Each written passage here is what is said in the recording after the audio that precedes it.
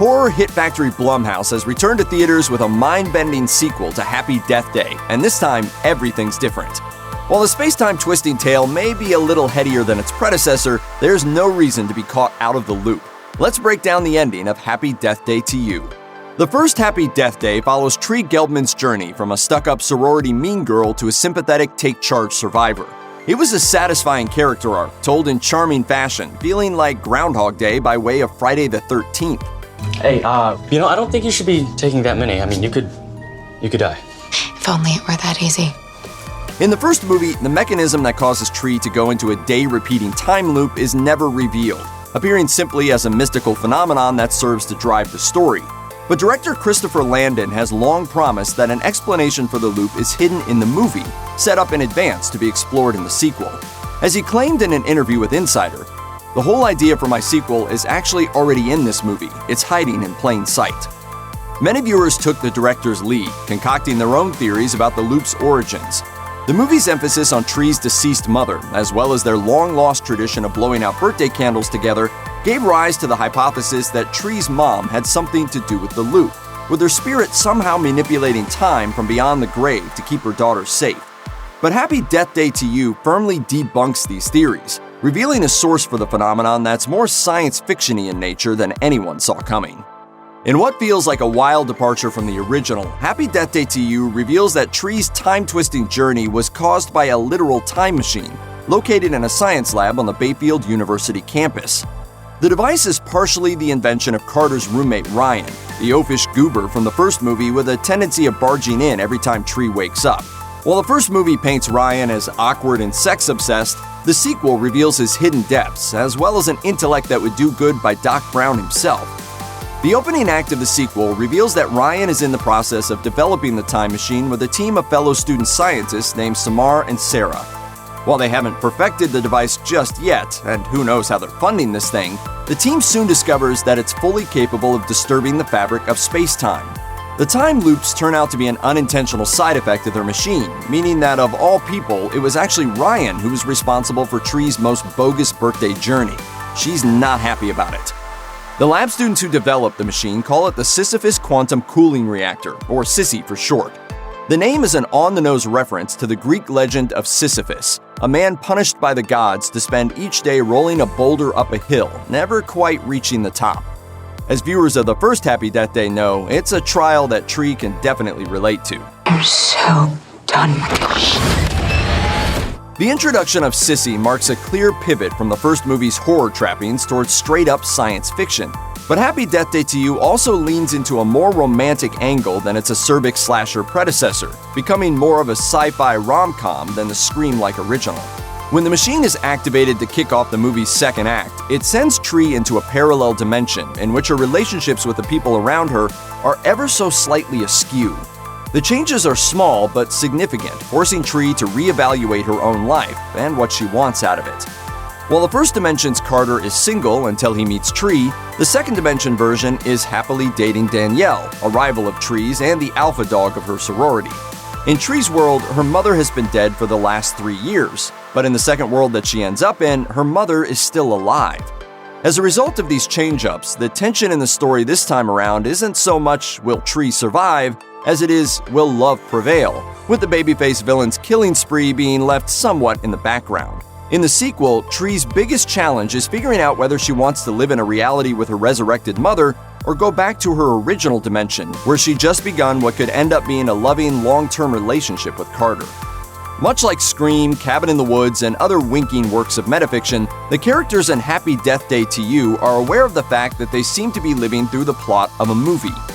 In this case, parallels are drawn with Back to the Future Part 2, the time-hopping adventure sequel from 1989. That movie saw Marty McFly not just revisiting the past, but also the plot of the previous movie, intersecting with the older narrative in new and unexpected ways.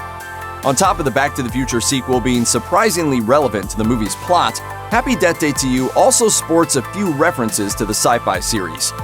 Examples of these tips of the hat include a wood chipper from Biff's Tree Removal that Tree cheerfully tosses herself into at the end of one loop, as well as the fateful speed of 88 miles an hour she attains during one desperate death behind the wheel.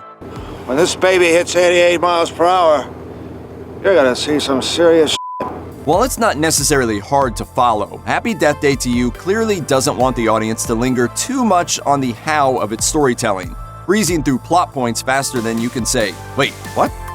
After being shot through space-time to relive her birthday loop in a whole other dimension, Tree is faced with two tasks. The first goal is to return to her own reality, a course of action which she can't immediately decide if she wants to take, considering that her mother is still alive in this new world. But her second goal of stopping the time loop is something she has to achieve no matter what, regardless of which reality she decides to stay in. The problem is that Sissy is a work in progress, a powerful machine that neither Ryan nor his lab mates yet entirely understand. In order to get it under their control, they need to do more research, lots of research. Each time the loop resets, they lose their progress, with the memories of everyone but Tree being reset to the state they were in when the loop started. As a result, Tree is forced to become the team's institutional memory, keeping track of the complex quantum mechanics that make the machine work. It's a tall task and a battle of inches, with the team only making progress thanks to Tree resetting the loop by offing herself, elaborately and hilariously, over and over again. Complicating all this quantum confusion is the inconvenient fact that, just like the first movie, there's a killer on the loose. In the first film, the babyface masked killer is portrayed by two characters, Tree's sorority sister Lori and a serial killer named John Toombs, who Lori sets up to frame for Tree's death. In the first movie's reality, Lori was motivated to kill Tree out of jealousy due to her romantic relationship with Gregory Butler, a married professor and medical doctor whom Lori wanted. The doe-eyed nice girl was a most unexpected villain, making for a satisfying twist when she's actually innocent in the second world. So who's killing people in Happy Death Day to You? The sequel features 3 characters wielding knives behind the baby mask. For the most part, the killings in the second world are being committed by Dr. Butler himself, as well as, shockingly, his wife Stephanie, who seems to have been driven insane by Gregory's infidelity. While the two at first appear to be in cahoots with each other, that doesn't really hold up after Gregory decides to shoot Stephanie during the movie's climax. In this reality, they're apparently both just crazy and seem to totally deserve each other. What a shame that it didn't work out. The third killer only appears in the movie's first act, while Ryan is experiencing his own time loop on September 19th, and the reveal is a weird one. One of the weirdest threads in Happy Death Day to You is the idea that the babyface killer pursuing Ryan in the movie's opening is actually another version of himself, invading the first Ryan's reality to stop him from causing the time loops in the first place. It's a tantalizing reveal to kick off the movie's second act, promising doppelgangers, evil twins, and intertwining timelines that the movie just doesn't follow up on. If you thought you missed something, well, you didn't. Despite that lack of a firm explanation, the second Ryan seems to be from the future, possessing knowledge about the time loop's effects that no one beyond Tree should really have yet. As much as it seems like this plot development could be a setup for Tree's own doppelganger being the killer in Dimension 2, that's not the case. In fact, Tree is explicitly told there aren't 2 of her in Dimension 2. When Tree goes to the second universe, she replaces herself in it. Despite the precedent set by a second Ryan, an alternate version of Tree never shows up. So how did Ryan end up with 2 copies of himself running around? There are many possibilities, but in the movie itself, there are no answers. Happy Death Day to You seems to end on a cheerful note of Tree returning to her own reality, the time loop being broken, and all of her hard-earned progress in life restored. But the world of the movie gets blown wide open in an out-of-the-left-field mid-credits sequence, which takes the sci-fi aspects of the sequel and goes all the way with them. The scene begins with Tree and her co-conspirators doing campus cleanup as punishment for their reality-shattering lab work, the destructive effects of which the faculty can only begin to imagine. But just because the dean is in the dark about the time machine's capabilities doesn't mean everyone is. Out of nowhere, the students are approached by a fleet of dark-suited special agent types from DARPA, a real-life federal research agency. The agents promptly transport the students to their headquarters, where they've set up the confiscated Sissy machine. It's revealed that the agency wants to do their own research with the machine, but they need the students' know-how in order to make it work. They also need a suitable test subject for a new time loop of their own creation. As Carter points out, what they're proposing is a sadistic experience that no one deserves to be put through. Except maybe Danielle, who ends the movie waking up and screaming, apparently caught in her own time loop. The ending of Happy Death Day to You marks a wild shift in tone that the sequel has spent its whole runtime building to, setting up a third movie in a way few could have anticipated. We're not just theory crafting either. Writer-director Chris Landon and producer Jason Blum have already said they intend to make a third movie, with the likelihood of it happening all depending on the box office performance of Happy Death Day to You. As Blum explained in an interview with Cinepop, the genre-twisting nature of To You is totally intentional. Blum said, "I've never seen a franchise where one movie is a certain genre and the next movie is a different genre, and that's certainly the case with Happy Death Day and Happy Death Day to You. And hopefully, if we make a third one, it'll be a different third kind of genre."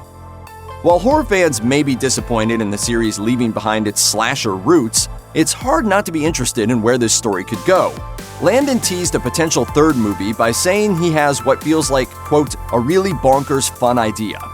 If audiences turn out for the weirdness of Happy Death Day to You, then we might get the chance to see the series go full-bore nutso in the next and final chapter.